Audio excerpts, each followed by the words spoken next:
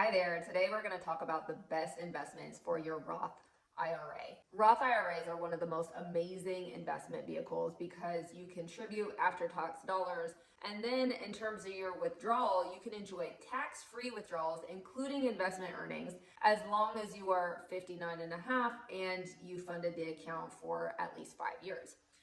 That means when we're talking about asset location, which is just a fancy way of saying where's the best place to put certain assets to get the best tax benefits, we want to put high growth investments into our Roth IRA because we're not going to pay capital gains on those sales or ordinary income like we would in either a brokerage account or a 401k. So the downside of a Roth IRA is if we have losses and our stocks don't perform well, we're not going to be able to write off those losses like we could if we had our investments inside of a brokerage account. So there are some downsides, but the upsides definitely make up for that.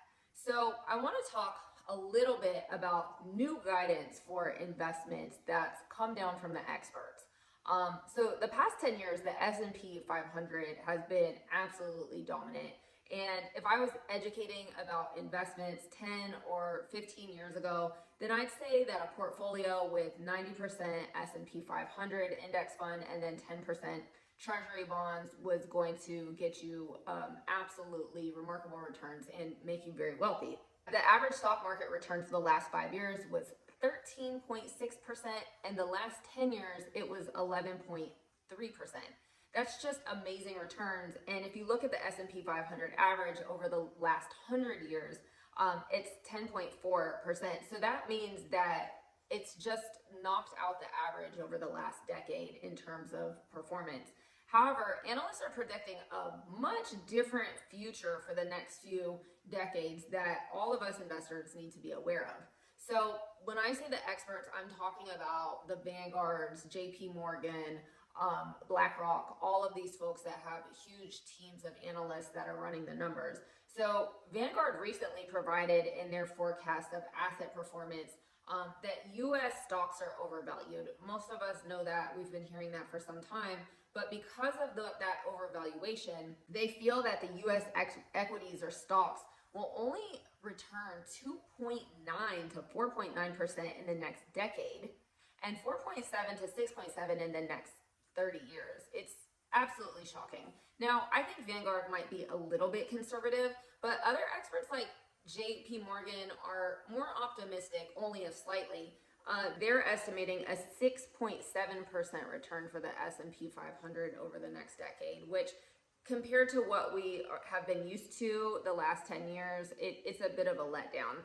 So there is a place where the experts are looking for higher returns over the next 10 years, and that's internationally, both in the developed markets with estimates of returns between 7.1% and 9.6%, and emerging markets with estimates of returns between 5.2 and 11%. So that really changes the calculus for our Roth IRAs and what we're going to be investing in them. Personally, I'll continue to have S&P 500 index funds in my portfolio. I currently own FXAIX. It's a significant part of my portfolio. I'm not going to be selling any of that off, but there are other investments that I'm going to be looking at to help balance my portfolio a little better. So in terms of S&P 500 index funds, I'm sure most of you already know what that is, but just to go over it again, it's a type of investment. It's either a mutual fund or an exchange traded fund that mirrors the performance of the S&P 500, which is the largest 500 companies in the U.S. economy. But based on guidance from the big investment firms, it's important to include a developed market fund in your portfolio, something like VIGI, which is the Vanguard International Dividend Appreciation Fund. It's an ETF. And this fund invests in companies that are in developed markets, places like Japan, Switzerland, Canada, Denmark, Sweden, Australia, most of the big Western countries. And last year, VIGI had a return of 16.36%. Really great returns there.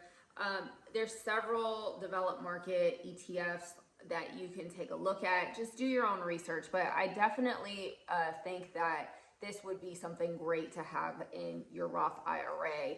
In terms of emerging markets, those are countries like Brazil, China, India, Saudi Arabia, South Africa. Really think about the BRICS countries. Other emerging markets are Mexico and Egypt. Those countries are projected to have really great GDP growth over the next 10 decades, not 10 decades, 10 years, just because they have, their populations are increasing, they're starting to get technology there. There's just really a lot of room for growth in those underdeveloped countries. So you can get exposure to those emerging markets through an ETF like VWO, which had a return of 10.57% last year, or something like FEMKX, that's had a return of 7.12% last year, and then in 2023 it had just over a 15% return. So again, do your research on emerging market funds, find the one that you like best. All of these that I recommended, these ETFs, also pay a dividend, so that's also a nice perk to investing and rounding out your portfolio in terms of diversification. Another asset class that is expected to perform really well and can add some diversification to your portfolio are REITs. Those are real estate investment trusts. You can get exposure to real estate ETFs through something like VNQ, which performs like a stock, but I'm going to talk specifically about REITs right now. So REITs are companies that own real estate. They own, operate, and finance income producing real estate. Places like office buildings, shopping malls, your healthcare center, hotels, apartment complexes, warehouse and storage units, data centers. Those are all generally owned by REITs. When you buy a share of a REIT, you're investing in real estate without having to have a lot of the downsides of owning property yourself. And this, again, helps to diversify your portfolio. So well-known REITs include companies like Prologis, which is PLD, American Tower, which is AMT, or Welltower, which is WELL tickers. By law, REITs must pay at least 90% of their taxable income to dividends to their shareholders. So these are kicking off a lot of cash. So as an example, Prologis is going to pay a dividend of an estimated dividend of just over 4% this year. So that's $4 a share. So this makes them a really popular choice for people who want steady income in their investments. A lot of retirees really like REITs for that reason. The reason that we want REITs in our Roth 401k is because of their dividends, which can be really high. They kick off a lot of income, and they're also taxed as ordinary income. And remember, in Roth IRAs, any gains, including REIT dividends, are tax-free upon withdrawal as long as you follow the Roth IRA withdrawal requirements. The reason that we want REITs in a Roth IRA is because REITs dividends are taxed as ordinary income. So that throws them into a higher tax range, right? If you have assets inside of a Roth IRA, as long as you follow all of the IRS rules in terms of being 59 and a half and having a Roth for at least 5 years, then all of that income upon withdrawal is tax-free. The last asset that you want in your Roth is any high growth stocks.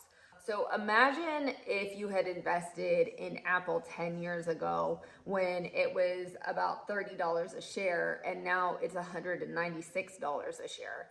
So all of those gains you would be able to withdraw tax-free. So you do want to be careful with Roth IRAs with individual stocks because, again, if you have losses, you can't write those losses off on your taxes like you can if you have a brokerage account. So those are my 5 recommendations of the types of holdings that you want to think about in your Roth IRA. If you like this video, subscribe, leave a comment, or give me a thumbs up. Thanks everybody. Take care.